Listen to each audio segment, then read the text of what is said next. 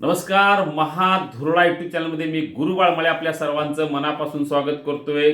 कोल्हापूर महापालिकेचा रणधुमाळी आता सुरू झालेली आहे. उमेदवारी अर्ज भरलेले आहेत.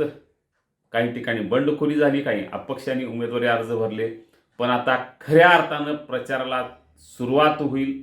नारळ अधिकृत यापूर्वी काहींनी फोडलेले आहेत. आता मात्र उद्यापासून या एकूण प्रचाराला प्रचंड वेग येईल, कारण 15 जानेवारीला मतदान आहे. त्यामुळे आता सगळेच प्रचारात गुंग होतील.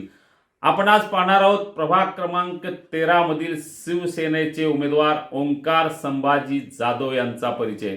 ओंकार राष्ट्रीय फुटबॉल खेळाडू आहे. त्यामुळे फुटबॉलचा जो काय त्यांनी अनेक वर्षे फुटबॉल खेळलेला आहे. आता राजकारणाच्या मैदानात विजयाचा गोल मारण्यासाठी ओंकार जाधव महापालिकेच्या मैदानात उतरणार आहेत. खरं तर वारसा अनेक वर्षाचा आहे. काका चंद्रकांत जाधव आमदार होते. काकी जयश्री जाधव आमदार होत्या. आता उपनेत्या आहेत शिवसेनेच्या. चंद्रकांत जाधव यांची प्रतिमा आपल्याला नव्यानं सांगायला नको, कारण कोल्हापूरच्या विकासासाठी एक व्हिजन घेऊन काम करणारा नेता म्हणून चंद्रकांत जाधव यांची ओळख होती. अनेकांना मदत करणारा नेता म्हणून त्यांची ओळख होती.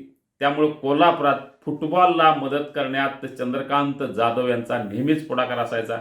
तोच वारसा नंतर जयश्री जाधव यांनी जपला. आणि सगळ्यात महत्त्वाचं, ओंकार जाधव यांचे वडील संभाजी जाधव 3 वेळा नगरसेवक झाले, स्थायी समितीचे चेअरमन झाले. 3 वेळा नगरसेवक होत असताना प्रत्येक वेळी वेगवेगळ्या प्रभागातून वेगवेगळ्या पक्षातून नगरसेवक झाले. याचा अर्थ त्यांचं काम बोलतंय, कारण काम करणारा नगरसेवक म्हणून संभाजी जाधव यांची ओळख. प्रभागातलं कुठलंही काम असू दे, संभाजी जाधव यांना सांगितलं की ते काम होणार याची 100% खात्री. त्यामुळे 3 वेळा त्यांना जनतेनं निवडून दिलं. मंडलिक वसाहत ते वायपी नगरचा पूल असू दे, त्यांनी तो पूल तयार केला. संरक्षित भिंत बांधल्यामुळं पुराचा धोका या भागातला पूर्ण कमी झाला. भक्तीपूजानगरमधले रस्ते असू दे, पाईपलाईन असू दे, म्हणजे अनेक ठिकाणी पाईपलाईन टाकून पाणी प्रश्न कायमचा त्यांनी सोडवला. काही ठिकाणी विरंगुळा केंद्र बांधले. उद्यानांचं सुशोभीकरण मोठ्या प्रमाणात केलं. अनेक उद्यानात त्यांनी महिलांसाठी स्वच्छतागृही तयार केले. वॉकिंग ट्रॅक त्यांनी मंगेशकर नगरच्या बागेत केलं. पद्मावती देवालयाच्या परिसरात अस्वच्छता होती, तिथं स्वच्छ करून लोकांना चांगली सोय करून दिली.